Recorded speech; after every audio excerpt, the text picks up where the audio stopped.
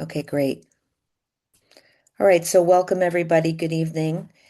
Welcome to our presentation, The Future of Environmental Review in New York State and What It Means for Local Communities. It's hosted by KingstonCitizens.org. KingstonCitizens.org was established in 2006. We are a nonpartisan, grassroots volunteer organization. We're committed to nurturing transparency in local government through citizen engagement and participation. My name is Rebecca Martin, and I am one of the co-founders and a lead organizer for our community organization. For more information about Kingston Citizens, you can visit our website at www.kingstoncitizens.org. And before we begin and I introduce our guest tonight, I just want to do a bit of housekeeping. So as I said earlier, this session is being recorded to share and to archive. We'll also be sharing helpful links and resources after the presentation is over, so you don't need to worry about writing everything down. Closed captions are available for accessibility if you need them. You can turn them on using the CC button at the bottom of your Zoom window. If you experience technical difficulties during the session, try leaving and rejoining the meeting or checking your internet connection. I think you don't have a choice, but in the case you do, please keep your microphone muted unless you are invited to speak to help reduce background noise. And I mean, you don't have a choice because it's a webinar format tonight, not a Zoom meeting. To get the most of or out of today's session, we recommend viewing in speaker view so you can clearly see the presentation, and you'll find that at the top of your Zoom link or Zoom frame.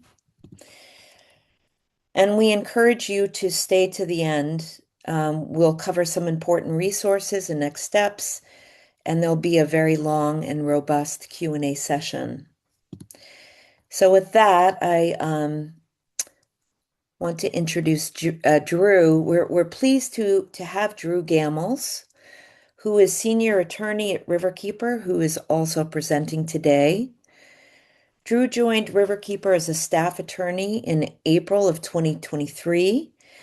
Prior to joining Riverkeeper, Ms. Gamils worked as an associate at Keane Beane PC for over 6 years, specializing in the practice of environmental, zoning, land use, and municipal law. Ms. Gamils provided counsel, Drew, for several municipal boards as well as private clients on matters regarding SEQRA, New York City Watershed Regulations, and other environmental regulatory requirements. So with that, Drew, I'm going to turn it over to you, and thanks for being here tonight. Awesome. Thank you, Rebecca. Thank you so much for having me. I think there's just a little bubble on your screen that says turn on. Yep, perfect.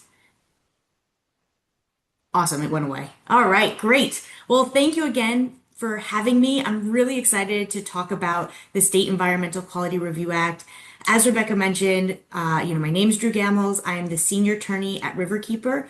Riverkeeper is a watchdog nonprofit organization. Our mission is focused on protecting and restoring the Hudson River from source to sea. We've dealt with SEQRA, for our own purposes in a bunch of different ways. Personally, I have worked with SEQRA representing community groups, representing municipalities, and representing developers. So I've worked with it from all angles and feel like I really have a handle on what it is. So tonight's presentation came up because the governor in her state budget proposed reforms to the State Environmental Quality Review Act, which from here on out, I'm just going to say SEQRA. And her reforms are part of her Let Them Build agenda. And they were meant to streamline the development of housing in New York State. And Riverkeeper acknowledges that there is a housing crisis in the state, and there should be reforms done to improve how housing is handled in these municipalities. So late in 2022, the Regional Plan Association actually did a study that showed that New York State has a housing shortage of over 800,000 units. And most of that shortage is coming from downstate, but there's still housing needs across the state. So clearly there's a crisis. Something needs to be done to address it. But the governor's reforms don't quite get us there. And I'll explain that. I'll explain why this evening. We're concerned that the proposals from the governor and the senator's counterproposal for the budget are missing critical safeguards that are really needed to protect public health, ensure sustainability, and protect our natural resources. Affordable housing and protecting the environment go hand in hand. You don't have to choose one over the other. And it's important to make sure that we're putting housing in the right place to promote infill development near transit areas and to promote smart development to achieve walkable communities. I mean, that's something that we should all strive for, that we're all interested in.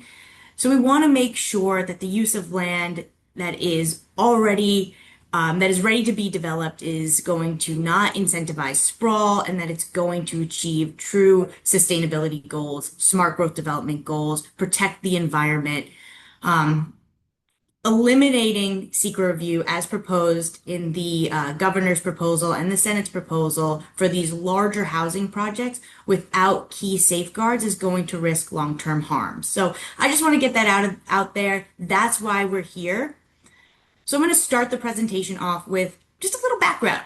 What is the State Environmental Quality Review Act? And Rebecca, you can hit to the next slide.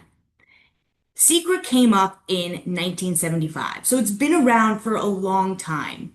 And the goal is to avoid or limit possible negative impacts from a project. And projects could be, subdividing land, adopting land use plans, building housing developments, or building roadways, or filling in wetlands. All of those would count as proposed actions. And so when any state or local agency is going to make a decision or fund a proposed action, it has to give equal consideration to environmental protection, human health, and community resources, and also consider economic factors. So it's not just about the environment, it is so much more. It is really a holistic local analysis of issues that includes your typical environmental issues, but also issues like traffic, noise, cumulative impacts to schools and other local infrastructure. So it is the only tool in New York State that requires that kind of review. It's also the only tool that requires applicants to incorporate mitigation measures into their project designs if they are going to have a potential environmental impact. And these mitigation measures could include conservation easements, safe pedestrian walkways, traffic controls, or clustered developments. So you can get a lot out of having a discussion through the State Environmental Quality Review Act. And so it's going to provide a way for agencies to look closely at these environmental issues. And I just can't emphasize enough that the term environment is very broad in the context of SEQRA. So there's a flow chart on this slide that talks about kind of how you walk through SEQRA. And this presentation is not about how SEQRA works, but I did want to just kind of highlight a couple key areas about the process. So step one, agencies have to determine whether a project is a type 1, type 2, or unlisted. So your type 1 actions require careful examination since they're more likely to have a significant impact. And so when you're doing a type 1 project, you have to submit a full environmental assessment form to the lead agency. It does not require automatically an environmental impact statement. It only requires a full environmental assessment form. Then you have your unlisted actions. And those are actions that they're not included on any list. So you have your type 2 actions, your type 1 actions. They're either on the state list or your local municipality might have adopted additional type 2 lists. So these unlisted actions, they're the in-between. And at a minimum for these unlisted actions, applicants are required to submit a short environmental assessment form. Again, no automatic environmental impact statement. You submit your environmental assessment form to get the ball rolling on your SEQRA review. And then you have your type 2 actions, which DEC has determined or your local municipality has determined will not have a significant adverse impact on the environment. So no SEQRA is required. No environmental assessment form. You can just move forward with whatever typical review process might be required. Maybe it's site plan, maybe it's just a building permit, whatever it might be, no SEQRA for type 2s. So for your unlisted and your type 1 actions, once you submit your environmental assessment form, lead agencies have to determine whether that action may or will not have a significant adverse impact on the environment. So impacts are going to be evaluated both for their severity and their importance. So the determination of significant has to be based on information provided by the applicant in that environmental assessment form. And they can also look at other supporting documents. They can look at comments from any other involved agencies, comments from the public, and the lead agency has to determine whether or not the project will get a negative declaration, which is when they determine that the action will not result in a significant adverse environmental impact, and then no environmental impact statement is required. Or the lead agency issues a positive declaration, which is when the lead agency determines that there may be one or more significant adverse environmental impacts from the action. Once you get a positive declaration, you then move forward with the environmental impact statement process. You start with the scoping, you follow all the required timelines, you do a draft, you get public comment on the draft, and then you move into your final environmental impact statement. So, Rebecca, if you go to the next slide, this is just a summary of the SEQRA timeframes. So there are timeframes put in place to help push the process forward and also provide guidance about when public comment is required, how long public comment has to stay open for, when public hearings are required. And so these are just some key timeframes I wanted to make sure everybody saw. Next slide, Rebecca. Thank you. So this slide shows currently what are in the statewide list of type 2 actions, no SEQRA required, or type 1 actions. Again, actions that may have a significant environmental impact, actions that require at least that full environmental assessment form. Now, the actions I pulled in this list only focus on housing. So there's a lot more actions that are on the type 2 and type 1 list, but I wanted to just point out the actions related to housing, especially for type 2. So currently, without any SEQRA review, you can construct a single family home, a 2-family home, or a 3-family home on an approved lot. And you can construct any necessary utility connections. You could do the required installation and maintenance related to those. And all of that is type 2, no SEQRA. For type 1 actions, the thresholds vary on a couple different factors. So if you don't have zoning or subdivision regulations, if you're constructing more than 10 residential units, you're a type 1 action. If you're not going to hook up to existing community public water and sewer, if you construct 50 or more units, you're type 1. Looking at populations, if you're a population of 150,000 people or less, constructing 200 and more triggers type 1 action. The next threshold is 150,000 to 1 million. 500 units or more is type 1. And then the final threshold is 1 million or more, and that's 1,000 units triggers type 1. So I just thought that was helpful background to give you. Another piece of helpful background before we talk about the proposals that are out there is the fact that there are pending draft regulations that amend the SEQRA regulations. And these draft regulations were issued in January 2025. And so DEC issued these proposed draft regulations to amend SEQRA with the primary purpose of implementing provisions of the environmental justice citing law. And that piece of legislation requires agencies reviewing actions to evaluate whether the action may cause or increase a disproportionate pollution burden on a disadvantaged community, both in the determination of significance and in preparation of an environmental impact statement. They have to make those considerations. These regulations that came out in 2025 were meant to guide lead agencies on how to perform these reviews, how to evaluate whether or not a project may cause or increase a disproportionate pollution burden. The map on this slide is actually a map of where disadvantaged communities are. If you simply Google disadvantaged communities, you'll be able to pull this map up and you can zoom in to see whether or not you live in a disadvantaged communities or near disadvantaged communities. Anyway, the regulations are not finalized. The rule became effective, the environmental justice citing law became effective in 2024. So lead agencies are required to consider impacts to disadvantaged communities, but they do not have any guidelines or guidance from DEC as to how to exactly do that. So the proposed amendments, the reason I'm really bringing this up is because the proposed amendments also included expansions to the type 2 list to start to address these housing concerns that we know exist.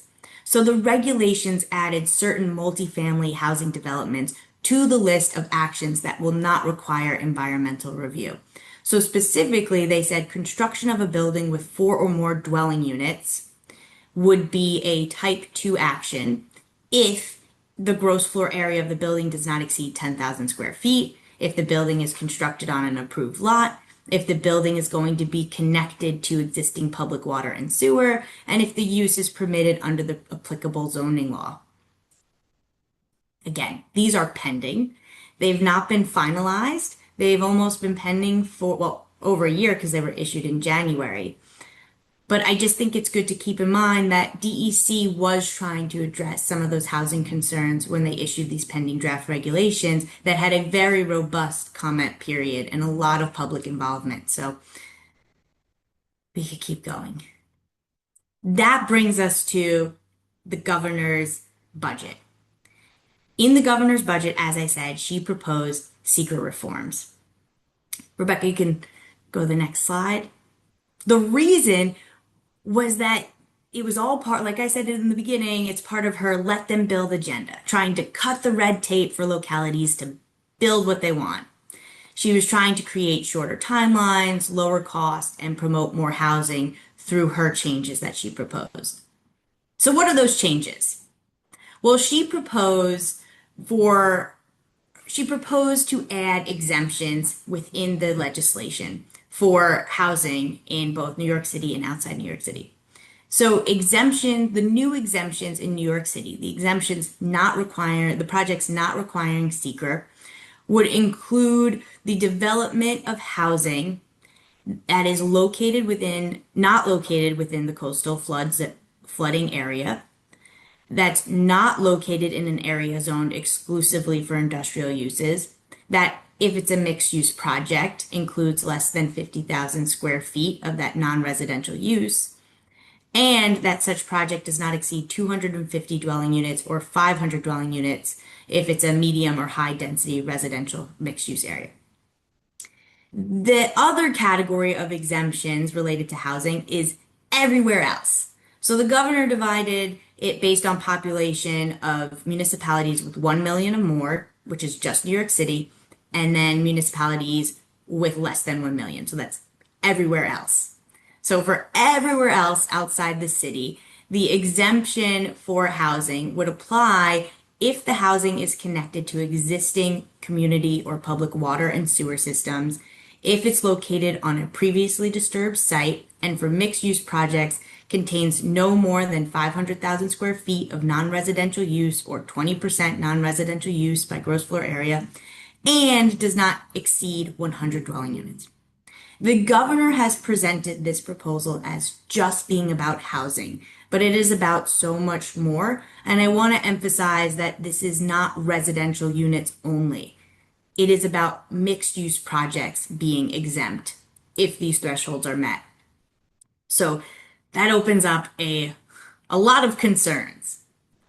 I also wanted to specifically point out the governor's definition of previously disturbed site, because this is one of our main areas of concern. It is a very broad definition. So, under the governor's proposal, previously disturbed site means a parcel of land that has been developed prior or to 2 years before the application for a permit or authorization for an action. It's substantially altered by one or more of the following uses or a combination thereof, whether currently in use, abandoned, or demolished. Those uses include buildings or structures, impervious surfaces, maintained lawns or other non-vegetated maintained areas, or public infrastructure utilities. It's a previously disturbed site if it's not located in a FEMA 100-year floodplain and has not been used for agricultural purposes within 3 of the last 5 years before the application for a permit or authorization for an action. So that's her definition of previously disturbed site. I did just want to say that the governor's proposal isn't strictly limited to mixed use projects. She does touch upon other projects. So this is just an example of what else is in her legislation. These categories raise less concerns for Riverkeeper, but I did just want to flag them on the screen so people knew that there's more to the legislation than just the mixed use projects. But today I'm just kind of focusing our concerns on the mixed use development. All right, next slide. So what are our concerns? Well, I'll start off with that definition of previously disturbed site is far too broad. It applies to maintained lawn areas. I mean, that's very concerning. It's it references impervious surface without giving a percentage of what it means to be impervious. It doesn't protect natural or environmental sensitive portions of land. It doesn't prevent development from erosion prone areas or critical environmental areas. It doesn't prevent development on wetlands. So it just raises a lot of concerns, and there's not a lot of protections within that previously disturbed site definition. I think there's a lot of opportunity for developers to take advantage without more clarity. One other concern with it is that development is not strictly focused on just the disturbed area. If a parcel in its entirety has any portion of it that meets that definition, the whole parcel would be considered previously disturbed. And so if you have a 10-acre parcel that had a building or had a parking lot, but also has acres of trees, there's nothing to stop development of the trees on the property. So, just clarity really needs to be provided. There is nothing that exempts development in New York City located in the FEMA 100-year floodplain. It only focuses on the coastal flooding area, which is a much smaller area. So we have concerns about not doing SEQRA review for the properties in New York City that are in that broader 100-year floodplain because they remain very vulnerable, even with building code updates. The legislation fails to, just go back. I'm sorry, Rebecca. I just want to highlight a couple more. I won't read all of them, but the legislation fails to define non-residential use. So we have this ability to have mixed uses exempt, but that could lead to potentially data centers because there's nothing that requires them to be in the same building, nothing that restricts the use of what could be built with the residential. So you could have a data center with some residential units potentially exempt under the governor's proposed language. So just tightening up what is appropriate mixed use under these exemptions. And then just adding some language to scale development outside New York City to put all municipalities in the same bucket is just not appropriate. I mean, you can't have the city of Buffalo and Rochester and Syracuse in the same category as the village of Croton or town of Ossining or city of Beacon. Like there are municipalities of varying sizes across the state with different needs and different abilities to have housing projects. So I think that's important to keep in mind. All right. The Senate's proposal. So the Senate, in their budget process, they go forward and they do a counter proposal. And so, in response to the governor's reforms on SEQRA, the Senate put forth their own recommendation. And so, in their recommendation, they do attempt to do a tiering process. So, exempt actions would apply to a qualifying action, which we'll go through, and that would exempt any qualifying action that meets these thresholds, and then also any associated building permit, variance, subdivision approval, site plan approval, and zoning text amendment. So anything related to these projects in those categories would not require SEQRA review. And the Senate's proposal uses the type 1 action thresholds kind of as its ceiling. And so you'll see that if a municipality does not have zoning or subdivision approval, the construction of 10 or fewer units is considered a type 2, not requiring SEQRA. If it's not going to be connected to water or public water or sewer, the construction of fewer than 50 units is exempt from SEQRA.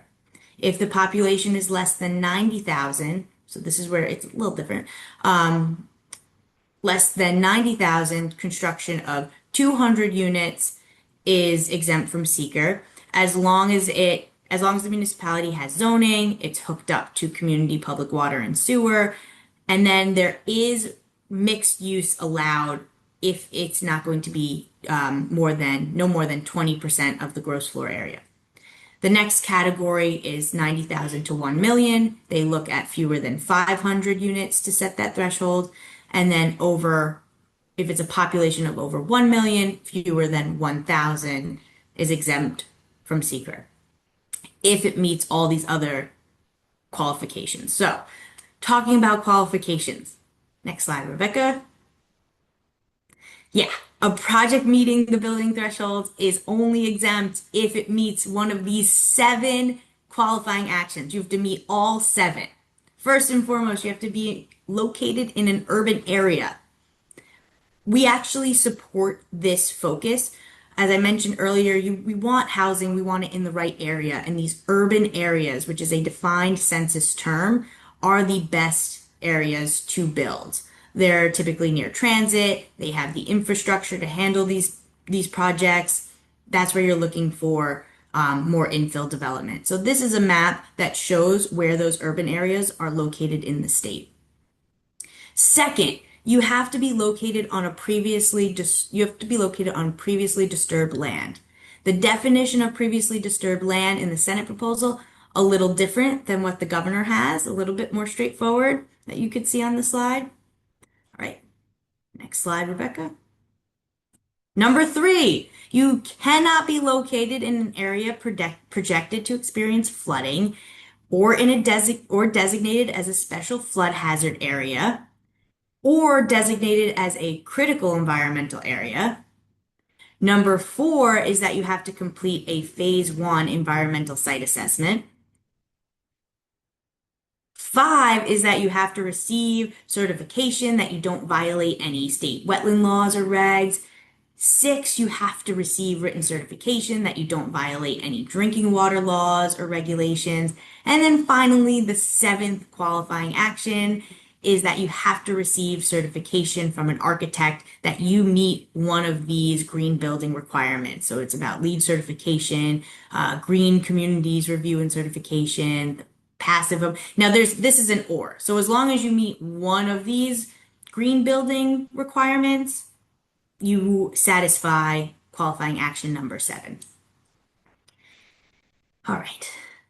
I know. So a lot to read. I think it's important, to look at the details because they matter. One thing that some people are missing in the Senate's proposal is that it introduces a new category of review. So for certain type 1 actions that are about multifamily dwellings that are not exempt in the previous category, they could have a limited review process applied to them if they're a qualifying action.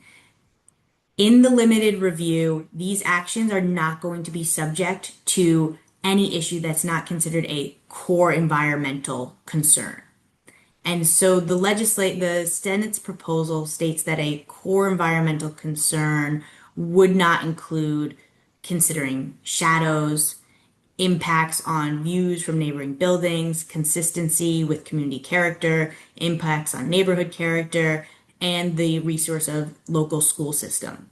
All of those are not local core environmental concerns. So in the limited review proposed by the Senate, you would not consider those requirements. I also want to point out that the language says including but not limited to. So this list could be a lot bigger, but it does require DEC to issue regulations. So we don't really know how the process would look, what this means, what other concerns might be added to the list of not having to, go forward. Very concerning. To make things complicated, qualifying actions for limited review, not the same as qualifying actions for your other thresholds. Here, they're only looking at three requirements: that you're located in an urban area, that you're located on previously disturbed land, and that you're not located in one of those three sensitive areas that we talked about before. And that's it for qualifying actions here. So our key areas of concern for the Senate's proposal. First and foremost, this category of limited review. It is very concerning. It only raises questions. There's a lack of clarity about how it would move forward, how it applies, and some of those concerns that have been designated as not core environmental concerns, they might really be applicable to a project in your municipality that you want looked at. Impacts to local schools, shadows if the building's very tall or you're near sensitive areas, just massive concerns about it. The legislation lacks an affordability requirement, so it promotes the development of market rate housing without any requirement about affordability. And the governor's proposal also lacks that affordability language. Zoning changes related to the projects should not be automatically exempt from SEQRA, so that reference to zone text amendments is very concerning to me that could move forward without any SEQRA review. Just like in the governor's proposal, mixed use projects don't have real clarity on, what is an appropriate use. The the eligibility of any exemption that's going to require connection to existing community water and sewer. The proposed tiering, again, 90,000 or less, is really broad. That's still a good chunk of rural villages and mid-sized villages all lumped together. And so breaking down the thresholds more appropriately, looking at it maybe different ways, looking at county population thresholds as an option. I know RPA and Open New York are exploring that option. One thing that we looked at is kind of using 10,000 as a population threshold, since that's a number that differentiates first class and second class towns. Would that help? And again, development in certain environmentally sensitive areas should not be exempt from SEQRA. I'm sorry, should not be exempt from SEQRA. So protecting your wetlands, protecting your erosion prone areas, protecting your coastal areas. Project in those locations should go through the SEQRA process. And then clarification is needed to ensure that any exemption from SEQRA only applies again to the development occurring on the disturbed portion of the site and not to disturb areas that remain untouched or natural or contain important pervious environmental resources. So things like that. All right, Rebecca, you could go to the next one. So municipalities do have at their fingertips a lot of tools to help push development in the areas that they want to see it. You have your comprehensive plans that municipalities should be developing at least every 10 years to figure out what would be appropriate planning in your municipality. Municipalities also have zoning codes that they can adopt to dictate what use would be appropriate. And so, what is being proposed by the Senate and the governor's proposal doesn't trump your local regulations. Zoning codes still apply, and so if something's not permitted by zoning, just because it's exempt from SEQRA does not allow it to just move forward. But not every municipality has zoning. In fact, at least 29% of towns in New York State do not have zoning. And so in those municipalities, SEQRA is a real critical planning tool that helps guide development and gives municipalities control over what's going to happen. There's also site plan review. Site plan is not consistent across the state versus SEQRA review is consistent. Every municipality is using the same environmental assessment forms to look at a project to get that environmental intake. Site plan can differ from municipality to municipality. There can be different requirements. And so, if any of these proposals do move forward, it would be good to take a look at your municipality's zoning code and site plan regulations to make sure that they are robust enough and strong enough to address concerns that you might have. There are also local wetland regulations and state wetland regulations that still apply. And so, if your municipality doesn't have those local wetland regulations, something to consider. And there's other local environmental protections, some erosion area protections, some scenic viewshed protections. And so all of those would still apply, but not, again, not every municipality has that. And there's, again, historical resource protections that can also be helpful if any of these projects do move forward. And so just making sure that your municipality has these tools, understands that they're available to them, and making sure that they're robust to address the concerns.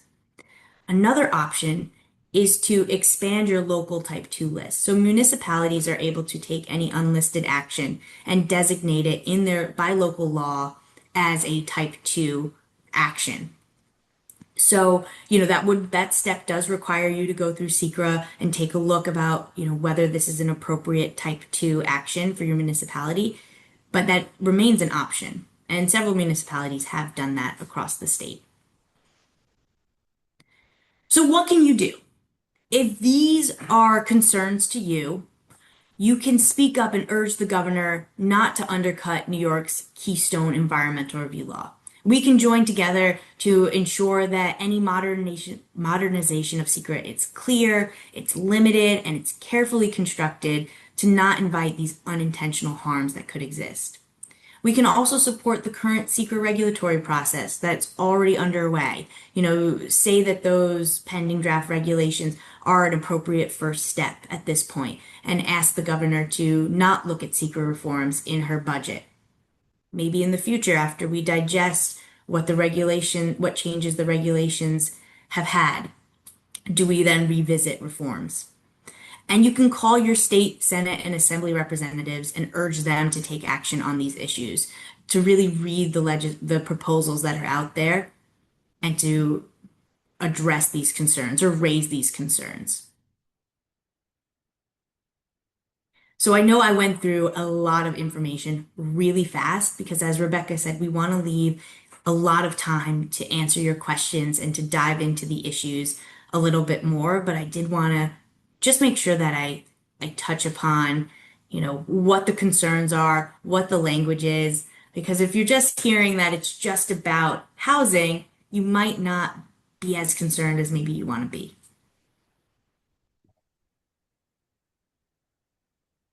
Thank you, Drew. That was great. And you know what? It's a small enough group that I think it might be better. If people want to ask questions, let's hear your voice. You can raise your hand and I can just unmute you. And you can ask Drew your question.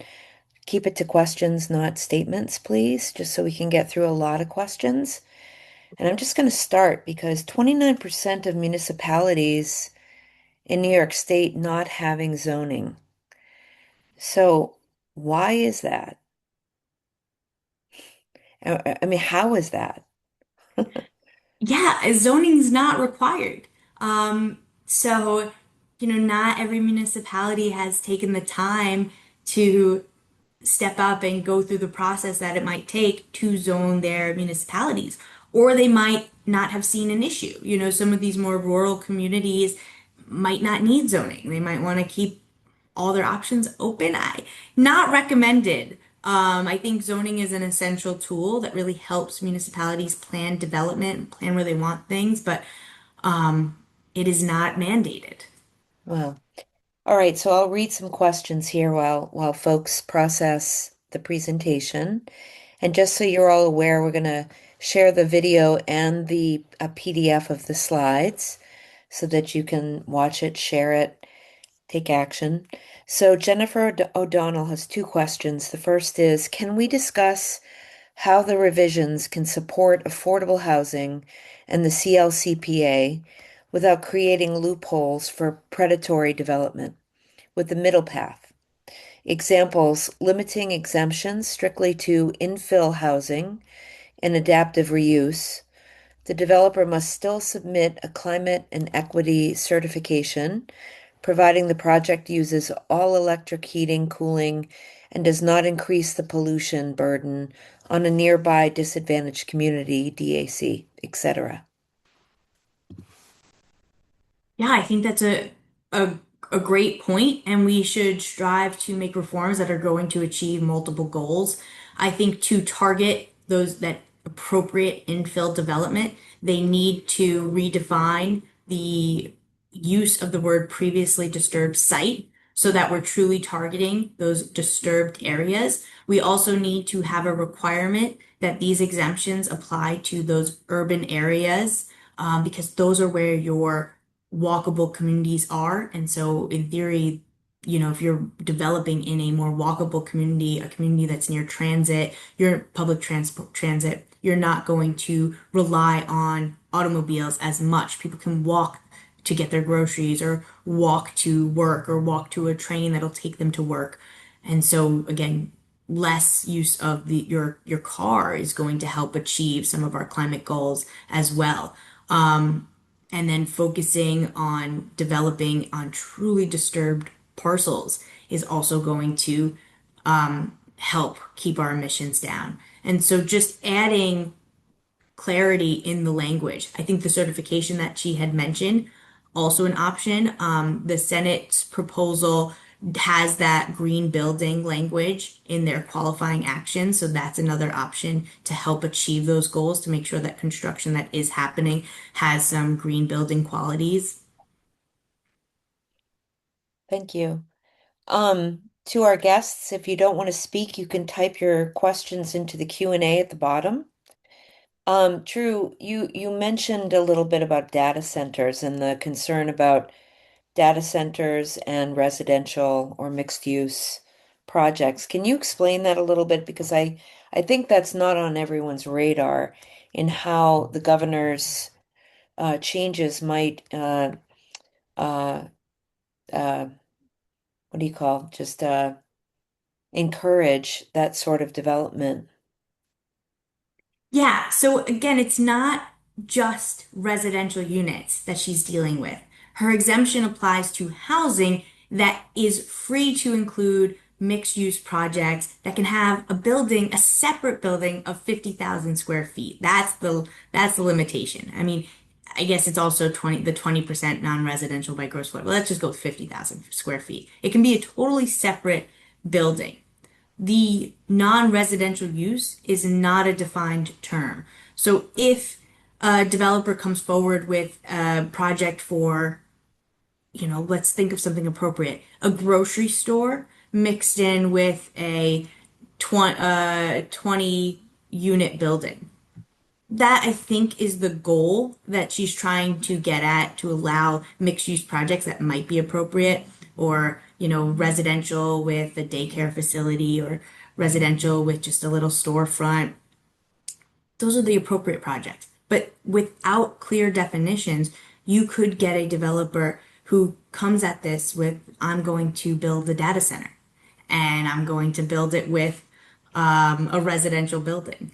You know, there's nothing that restricts that except maybe your own local zoning code, if that applies. If you're a municipality with zoning and the zoning says, well, actually data centers aren't allowed here. That would prevent that type of project, but that's the only thing.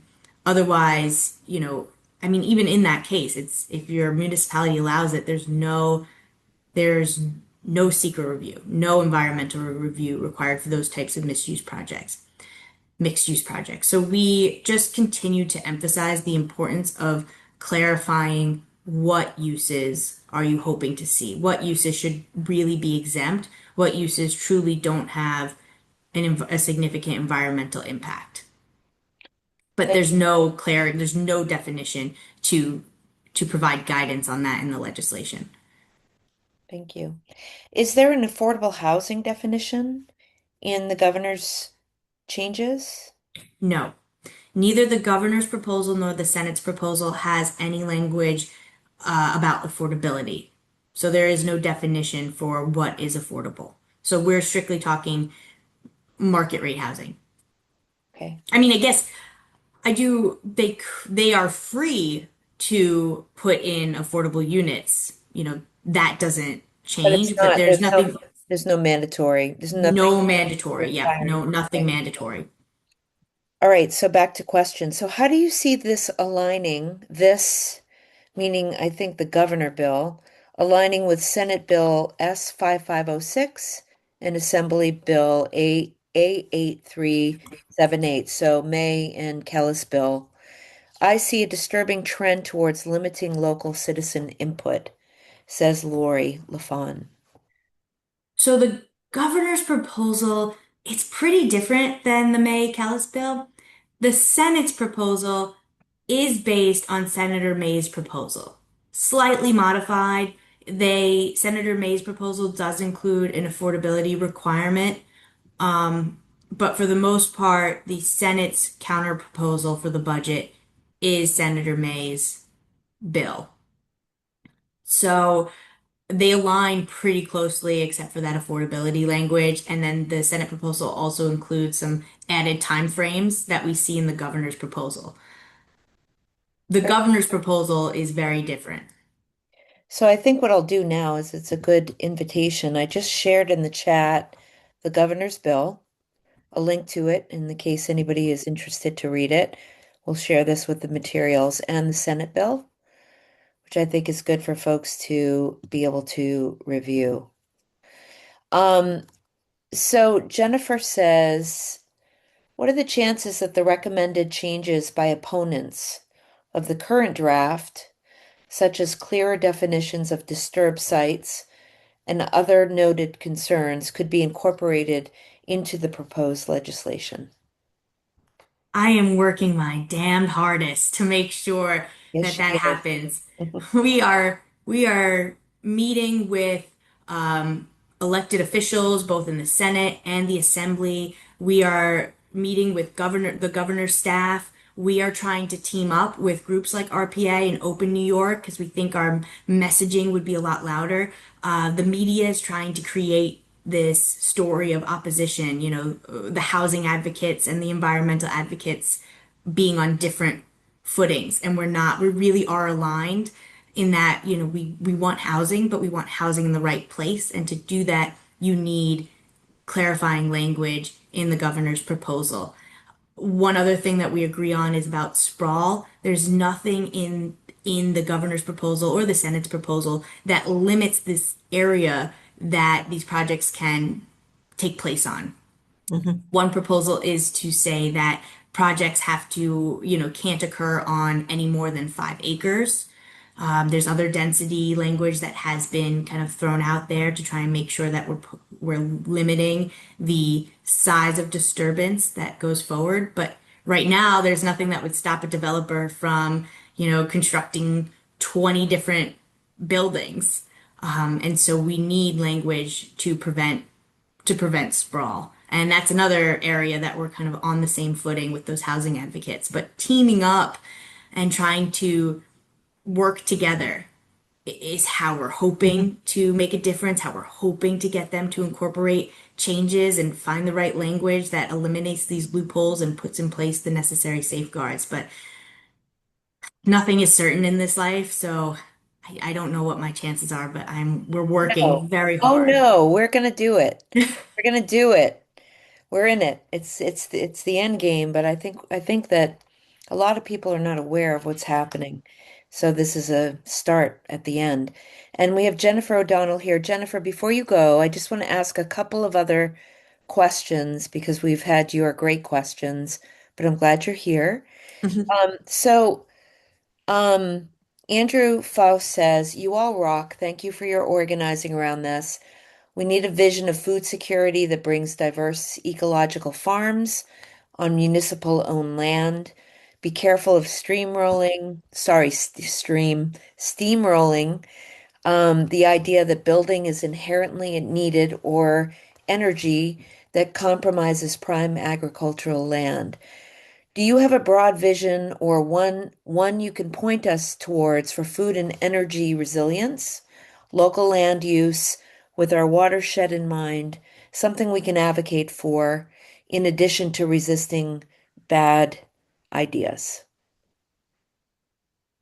I'm just trying to take it one step at a time. So right now, the focus is on SEQRA and making sure, well, for example, that we take agricultural land out of that definition of previously disturbed site and make sure that agricultural land not in use is not considered disturbed. I mean, it still can provide valuable habitat, it can still capture stormwater, and it could still be beneficial agricultural land in the future or used for other purposes that might be more beneficial than a housing project. So, requiring any secret review for work on agricultural land is something that we're also kind of advocating for in our list of concerns. But we're just starting with this. I mean, this is our primary focus right now to make sure that we're eliminating, some real bad loopholes. I keep saying that word. I don't really, it's, that's what it is. Like there are It things that a is. developer could really take advantage of. So, I think your point is great. I think that's something that we need to expand on and continue to work on. But this is kind of where the focus is now. And then, always thinking about those other things, always thinking about how it can apply to other land use projects in the future. Great, And we'll get on that. great. I just want to welcome all of the elected officials that are here tonight, all of municipal staff, all of committees, commissions, and boards who are here tonight. We really appreciate you being here. And I want to ask a question from Ruth Katz, who's one of our City of Kingston council members. And Ruth, thank you so much for coming. Ruth asks, what is the core problem being addressed by amending SEQRA? If it is to speed up approval processes for developments, is there another way to do it?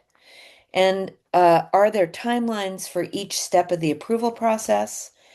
And are there consequences for not meeting timelines? That's okay. You don't have to be sorry. It's a great question. Drew, Yeah. So, um, we'll Rebecca, start could with the we? first one. I was Yeah. gonna say, let's take it one at a time. So Ruth is asking, what is the core problem being addressed by the governor? What's the governor's goal by amending SEQRA? Is it to speed up approval processes for developments? So maybe that's the messaging, but what is behind it, which might be anybody's guess? Or is there another way to do what she is trying to do? Let's start there. Yeah. So the governor's stated goal is to promote the construction of housing and to streamline the construction of housing. She wants to create shorter time frames, believing that the secret process extends the process of approval and requires developers to be in the midst of environmental review for years. So she's trying to shorten that time frame. She's also trying to lower costs. She has argued that seeker review adds substantial costs to a project, and so by requiring a project to be or allowing a project to be a type 2, you're going to cut those costs for them. And she's just trying to prevent delays from more housing and so that we can get more housing faster. I've also heard that it's been a stated goal to reduce litigation, and to minimize how many lawsuits are being filed related to SEQRA. And so if it's a type 2 action, their hope is that they can reduce that litigation amount. Is there another way to do it? That's a broad question. But is there another way to, let's say, um, inspire more housing, you know, in a local community without, taking these big, broad, sweeping stabs at SEQRA. A lot of these projects are unlisted projects. And so, SEQRA is required. There's opportunity for municipalities to expand their own type 2 list if there is a true need for housing in your communities and you feel that they're appropriate for development to establish a appropriate threshold for your community, for your needs, and designate those types of projects as type 2. Again, not requiring seeker review. That's one option. I understand adopting local laws can be burdensome and there's requirements in that. I think another option is educating boards on how the secret process works and what they can do to efficiently review a project and go through an environmental assessment form and educating your public community members so that they understand what you're looking at and what your needs are when considering a project. And so those are some solutions that might help move these projects forward. I think there's a misunderstanding that if a project is a type 1 project or an unlisted project, it automatically gets an environmental impact statement. That's not the case. It simply means that they have to submit a short or a full environmental assessment form and talk through the issues. Thank you. Ruth's other question was about Seeker and timeline. So I just shared the Seeker cookbook, Oh, yeah. which is a really helpful, simple guide for people who may be learning Seeker. We're so lucky to have SEQRA. When you say not every state has an environmental review Yeah. process like we do, how many states in the United States have what we have in New York State? And is it different? Is it better, worse? Well, how many states in the United States have what we have? Let's start there. It's a great question. I don't know the I don't know the answer. Um, But not every state has it. Not every state has it. No, no, no.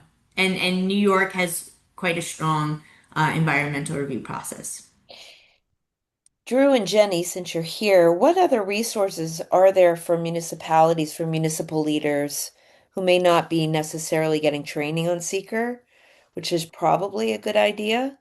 What other resources are there for municipal leaders and boards, committees, and commissions that are unique to them and not available necessarily to the public? Rebecca, before I answer that, can I backtrack? Because I think there was one more part of the question about missing. There are time frames set forth in the cookbook, and then what are the consequences for missing those time frames? There is no automatic approval in SEQRA, so there's no consequence that a project will, you know, get its environmental approval just because a deadline has been missed. So they're more aspirational and they're trying to keep moving the process forward. Applicants can push for a project for the lead agency to comply if they're taking too long.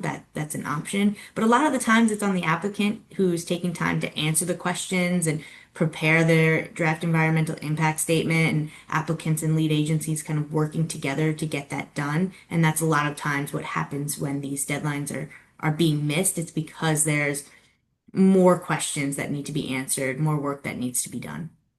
Thank you. And now back to your other question. I'm sorry. No, thank you. It's important. Rebecca, Yep. I was going to say it's 16 other, wait, I have a echo. 16 other states.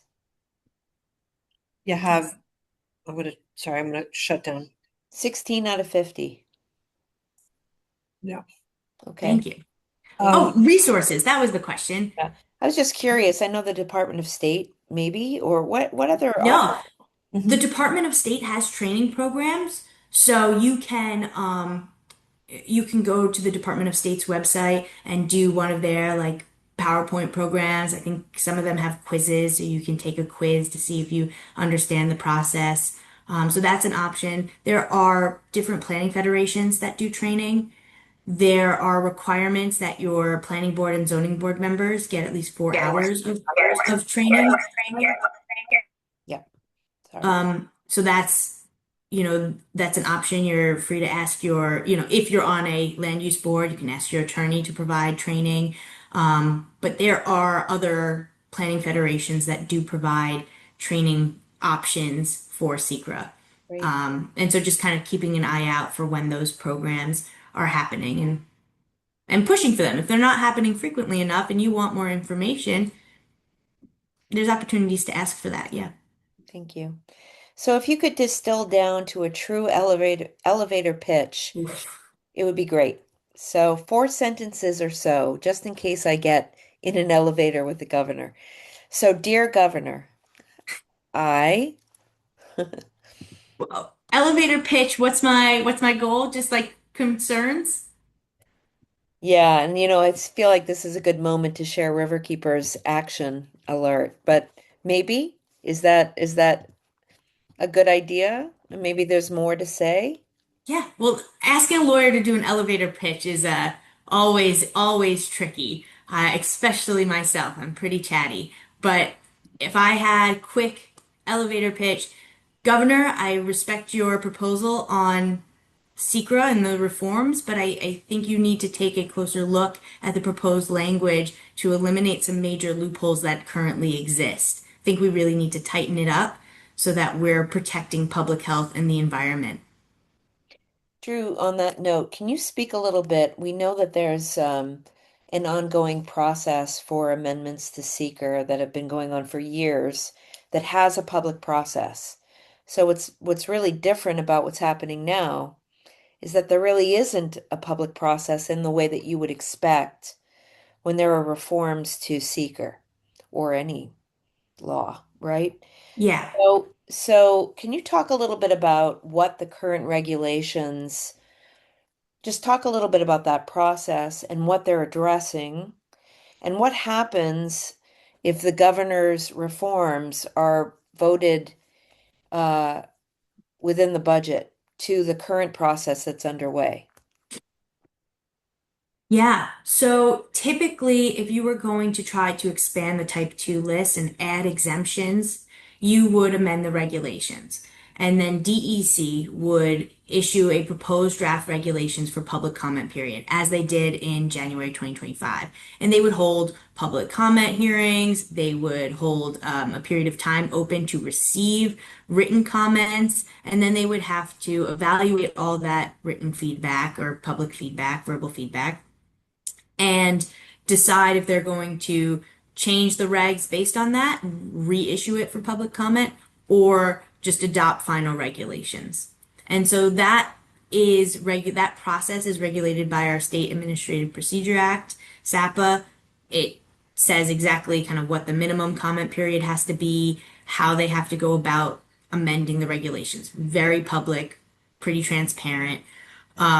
What we're seeing here is proposed changes to the legislation. And so there is no, through the budget process. And so there is no public comment period unless you had an opportunity to comment during the budget hearings, which I got to go to Albany and do. But otherwise, there's no general formal comment period to be held when the governor's making a legislative amendment through the budget process.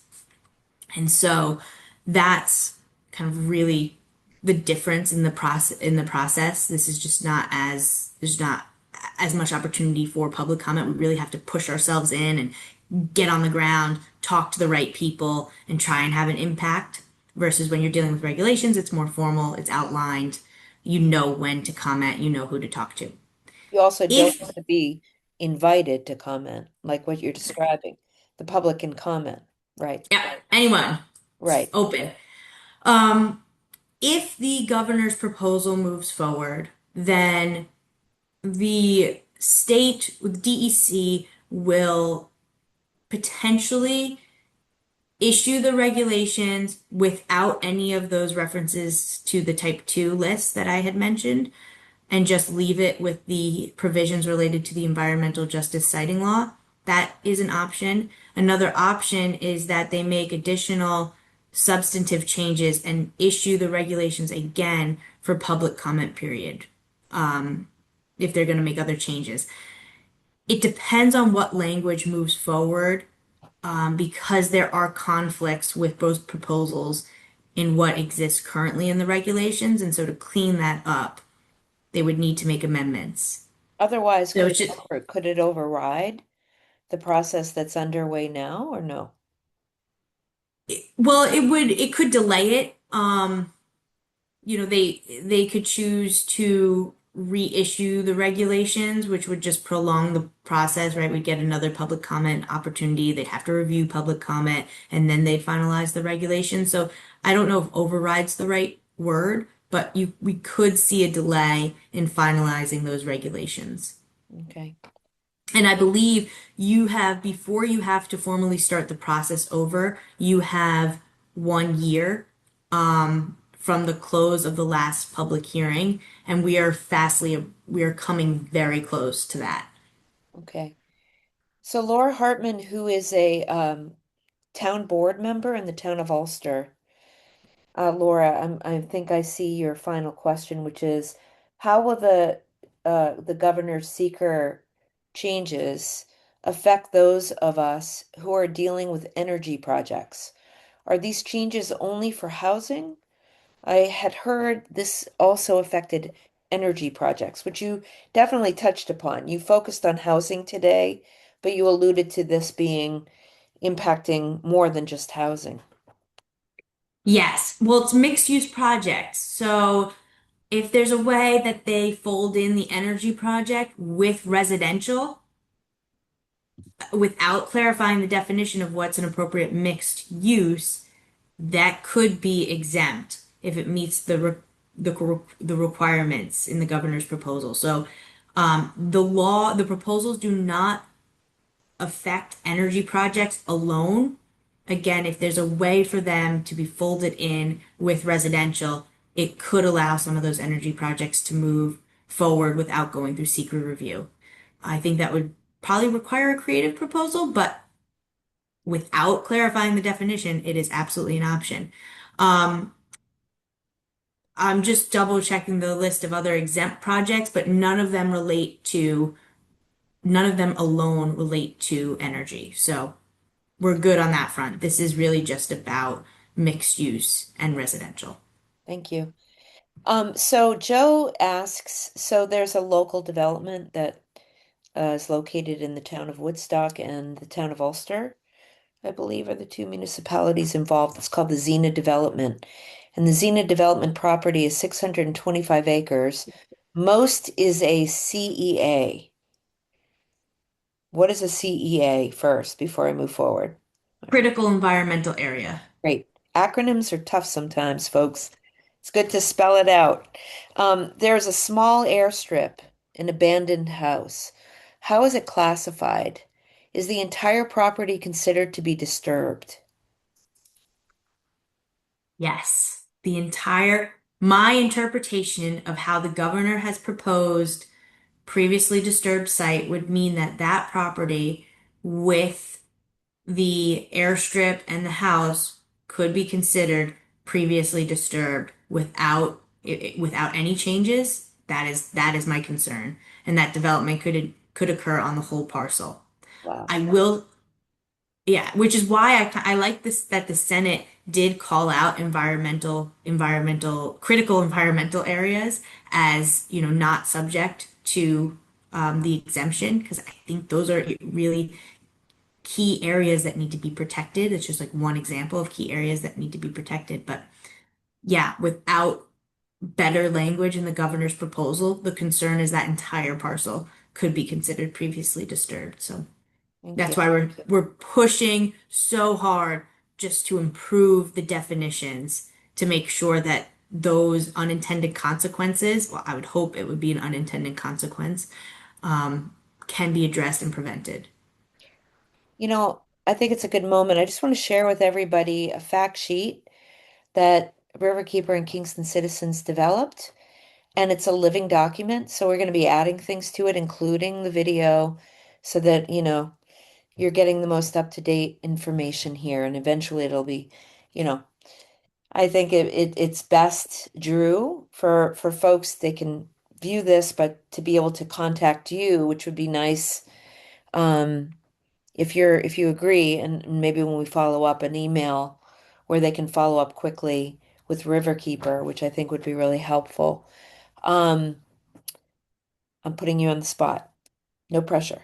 All right, so a couple more questions. I'm just going to keep going. We have Jenny with us too, who might be able to um, wrap us up when we're done. We're not done. We're going to keep going until the questions are complete because this is so unique. I mean, I don't know of any other webinar in the state that's helping the public to understand these SEQRA regs. So let's maximize it. So Deborah asks, are there safeguards for water capacity for communities? Even municipal water systems do not have unlimited supply. What occurs to me right away is the Hudson River as a drinking water source and building in on the Rondout Creek in the city of Kingston, but there might be other examples here that come to mind, Drew. Yeah, so the governor's proposal requires projects to hook up to existing community water and sewer. One additional change that we have asked for is requiring some sort of certification that requires either the municipality or the developer to confirm that there is capacity for a municipality to take on that project. And not just capacity for that project, which is essential, but leaving room for other developments as well. But there is nothing in the law that requires that to be looked at, any analysis of existing capacity. So we have raised that as a concern as well. Thank you.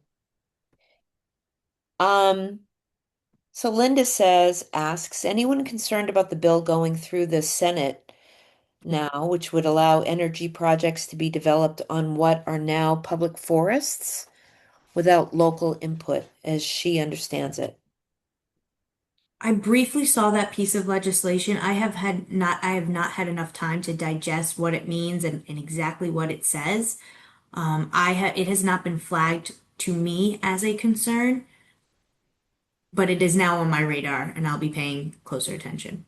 I think right now all hands are focused on the budget and then that piece of legislation has not slipped in. So it is, that's kind of where our focus is. And just to say, in theory, the budget is due March 31st. So, if you are concerned about these issues, there is a time crunch to take action. We anticipate the budget's going to be late and we'll get a couple extra weeks to raise our concerns. But beyond March 31st, we don't know when the budget will be closed and adopted. So, make sure that you're reaching out and getting your concerns heard now while there's a chance.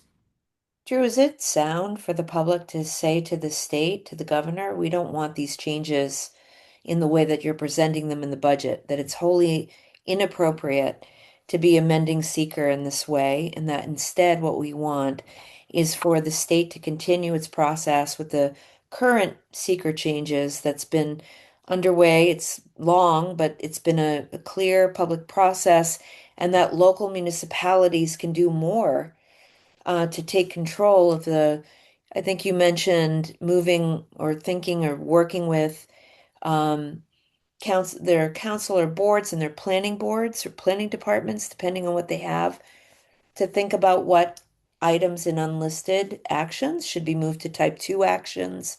There might be other ways that local municipalities can approach this to get what they're looking for um, in terms of moving housing forward.